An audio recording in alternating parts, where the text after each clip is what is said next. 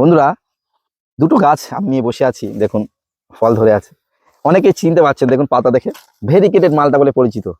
এটা কিন্তু সুন্দর লাগে, ছাদ বাগানে কিন্তু একটা করে রাখা দরকার। মানে এই গাছ যদি ছাদ বাগানে হয়ে থাকে, এ অপূর্ব দেখতে লাগে। এই যে পাতার জন্য একটু ক্লোজ দেখাতে বলবো, দেখো এর পাতাটা অসম্ভব সুন্দর লাগে।